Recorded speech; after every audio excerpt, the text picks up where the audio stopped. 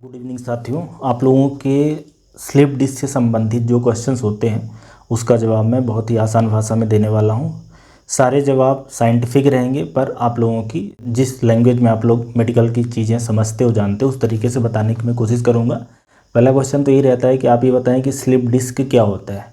तो जो हमारी रीढ़ की हड्डी होती है, एक हड्डी नहीं बल्कि हड्डियाँ होती हैं, वर्टिब्रा हम लोग बोलते हैं, उन वर्टिब्रा के बीच में ये कुछ रबर नुमा चीज़ होती है जिसको डिस्क बोलते हैं। और पीछे की तरफ जहाँ से स्पाइनल कार्ड जाता है, ब्रेन से जो नर्व होती है उनको हम लोग एक साथ जब मोटी हो जाती है तो उसको स्पाइनल कार्ड बोलते हैं।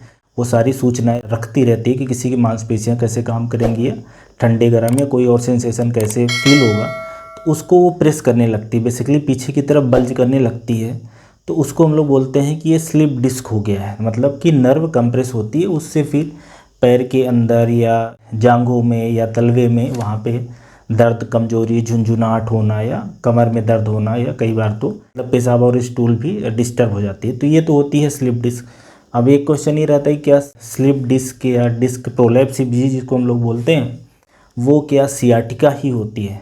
तो सियाटिका के बहुत सारे कारण हो सकते हैं। सियाटिका मतलब होता है कि सियाटिक नर्व निकलती है इसी स्पाइनल कार्ड से, वो अगर कंप्रेस होने लगे या उसमें कोई दबाव, कहीं पे दबाव, सूजन, इन्फ्लेमेशन कुछ होने लगे तो उसको हम लोग सियाटिका बोलते हैं। तो सियाटिका के बहुत सारे कारण हो सकते हैं, उनमें से एक स्लिप डिस्क है। तो स्लिप डिस्क अलग चीज़ है, सियाटिका अलग चीज़ है, पर सियाटिका के एक कारण में से स्लिप डिस्क हो सकता है। तो ऐसा हम समझे कि दोनों में थोड़ा सा अंतर है। अब एक क्वेश्चन ये रहता है कि क्या स्लिप डिस्क बहुत सीरियस है? काफ़ी सारे लोगों को क्या होता है कि उन्होंने एमआरआई की जांच कराई जिसमें स्लिप डिस्क आ गया। तो क्या ये आपको घबराने की बात है? क्या बहुत सीरियस बात है? तो ये शुरुआत में जब इनिशियल स्टेज में रहती है, हल्का सा बल्ज रहता है, थोड़ा सा पीछे की तरफ गई रहती है, तो ज़्यादा मतलब कोई सीरियस बात नहीं होती। ये रेस्ट करने से, एक्सरसाइज करने से, चलने फिरने से, कुछ दवाइयाँ लेने से अपने आप वो जो बल्ज रहता है वो सिकुड़ जाता है, सूख जाता है। तो उस कंडीशन में तो कोई सीरियस की बात नहीं है। पर कुछ केसेस में ये बहुत सीरियस हो सकता है, तब जब पीछे बहुत ज़्यादा डिस्क चली जाए और स्पाइनल कार्ड को पूरा दबाने लगे, प्रेस करने लगे, तो ऐसे लोगों के लिए ये सीरियस बात हो सकती है। जो लोग इसका इलाज ना करवाएं सही से, और फिर होगा क्या कि लंबे समय में नर्व डैमेज होने से जो पैर है उसमें कमजोरी आ जाएगी, चलते फिरते नहीं बनेगा। इसके अलावा पेशाब करने में दिक्कत होगी और स्टूल पास करने में दिक्कत होगी, और साथ में ये जो कमर के नीचे का एरिया है, जांघों का एरिया है, वहाँ पे सुन्न हो जाता है, सैडल एनेस्थीसिया हम लोग बोलते हैं। तो ज़्यादातर लोगों में शुरुआत में तो कोई सीरियस बीमारी नहीं होती, लेकिन अगर इसको छोड़ दिया जाए, या कुछ लोगों में ये एक सीरियस रूप ले सकती है, मतलब ये सीरियस बीमारी हो सकती है कुछ लोगों में, इसलिए इसका इलाज करवाना ज़रूरी है, ये बात ध्यान रखें। अब एक इम्पॉर्टेंट एक क्वेश्चन ये है कि क्या वॉकिंग करने से स्लिप डिस्क सही होती है? तो बिल्कुल, वॉकिंग एक अच्छी एक्सरसाइज है स्लिप डिस्क के पेशेंट में, चाहे स्लिप डिस्क किसी भी स्टेज की हो, चाहे जितनी सीवियरिटी का, वॉकिंग करने से फ़ायदा होता है, क्योंकि उससे डिस्क थोड़ा सा रिजनरेट होती है, हील होती है, उसमें ब्लड सप्लाई बढ़ती है, न्यूट्रिशन जाता है, और जो बोन्स वगैरह रहती हैं उनके बीच भी गैप बनता है, मोबिलिटी बढ़ती है। हाँ, शुरुआत में जब किसी को स्लिप डिस्क होता है तो शुरुआत के 3-4 दिन या एक हफ्ते तक वॉकिंग वगैरह मना रहती है, रेस्ट करना रहता है कंप्लीट, उसके बाद वॉकिंग कर सकते हैं। अब ये एक क्वेश्चन है कि इसको कैसे पता करें स्लिप डिस्क पता करने के लिए? तो सबसे अच्छा टेस्ट है एमआरआई की जांच। ये कोई 8-10 हज़ार की जांच होती है, उसमें स्लिप डिस्क किस लेवल पे पीछे गई है, स्लिप हुई है ऐसा बोल सकते हैं। एग्जैक्टली वो स्लिप तो नहीं रहती है, वो बल्ज हो जाती है, तो उसको एमआरआई से अच्छे से देखा जा सकता है कि कितनी सीवियरिटी का है, किस लोकेशन पे है। दोनों चीज़ एमआरआई से पता चलता है। एक्सरे, सिटी स्कैन से थोड़ा सा एक अंदाज़ा लगता है, और इसमें भी एग्जामिनेशन होता है कि जो पैर है उसकी स्ट्रेंथ देखना, या चला के देखना, या उसका जो अंगूठा होता है उसकी मूवमेंट देखना, या जो टो होता है उसकी मूवमेंट देखना, उससे एक अंदाज़ा लगता है कि कहाँ पे समस्या है। पर एग्जैक्टली स्लिप डिस्क ही हुआ है कि नहीं हुआ है, कहाँ का हुआ है, वो एमआरआई से पता चलेगा। एक क्वेश्चन ये रहता है कि can this slip disc heal permanently? Slip disc क्या अपने आप ठीक हो जाती है परमानेंट? जैसे किसी को हुई क्या हमेशा के लिए ठीक हो जाएगी? तो बिल्कुल हो जाती है। जो थोड़ा सा बल्ज रहता है वो क्या होता है, थोड़े दिन बाद मतलब ऐसा समझे कि सूख जाता है, ऐसा बोल सकते हैं आसान भाषा में। बेसिकली अपोप्टोसिस हो जाती है उसमें, या ऐसा कह सकते हैं कि मैक्रोफेज उसको इनगल्फ कर लेते हैं, बाहर का जो बल्ज वाला पोर्शन है वो धीरे धीरे सूख जाता है। तो उससे फिर ऐसा हो जाता है, ज़्यादातर मरीजों में हो जाता है। स्पेशली ऐसे मरीजों में जो फिर आगे की दिनचर्या सही रखते हैं, एक्सरसाइज करना या वज़न कम करना, आगे नहीं झुकना, पानी पीना, मिनरल्स का ध्यान रखना, विटामिन्स का ध्यान रखना, तो उन लोगों में ये परमानेंटली हील हो जाती है। अब एक क्वेश्चन उम्र से संबंधित है, किस उम्र के लोगों में होती है? तो स्लिप डिस्क की समस्या मोस्टली 30 साल के बाद होती है। 30 से 60 के बीच में सबसे कॉमन है।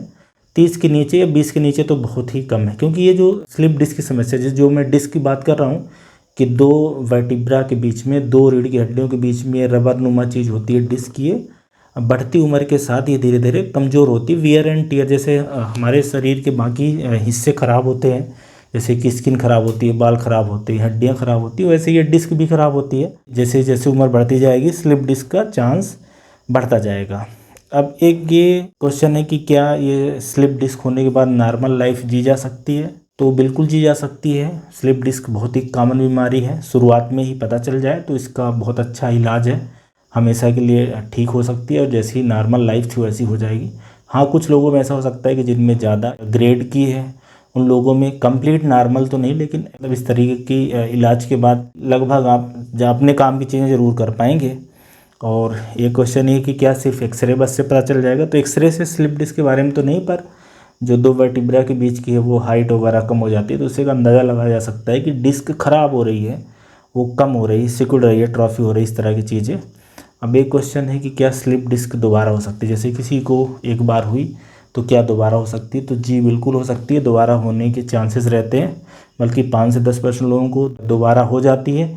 हो सकता है सेम डिस्क में समस्या हो या दूसरी जगह हो जाए, जैसे कि अलग अलग लेवल पे ख़राब होती है। ज़्यादातर बार कोई L4 या L5 के बीच में या L5S1 के बीच में या L3 या L4 के बीच में होती है, तो हो सकता है कि एक बार हुई तो दोबारा हो जाए।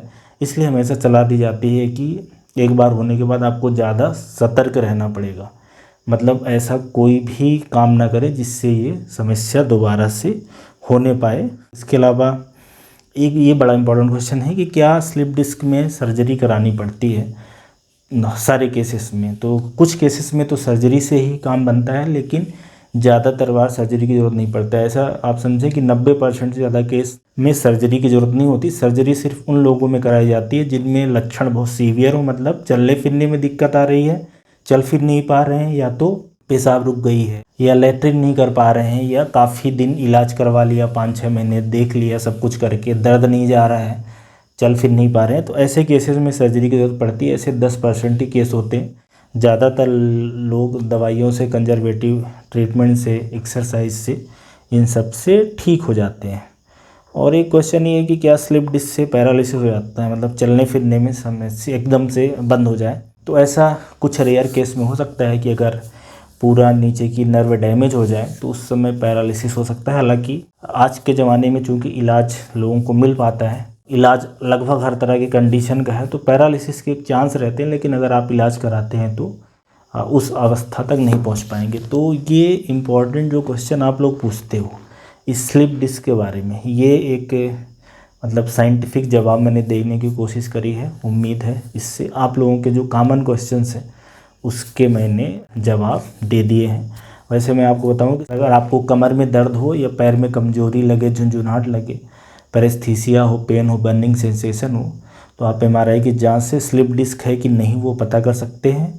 और अगर किसी को आती है तो उसका इलाज संभव है। आर्थोपेडिशियन या स्पाइनल सर्जन के पास जाएंगे तो अलग अलग तरह के इलाज के ऑप्शन है, उससे आपका ये स्लिप डिस्क ठीक हो जाएगा। और आगे आपको आगे के लाइफ में क्या करना है, इससे बचे रहने के लिए, दोबारा ना हो, उसका गाइडेंस भी आपको मिल जाएगा। तो ये स्लिप डिस्क के जो कॉमन क्वेश्चन है आम पब्लिक के, वो मैंने लेके बताने की कोशिश करी। Thank you.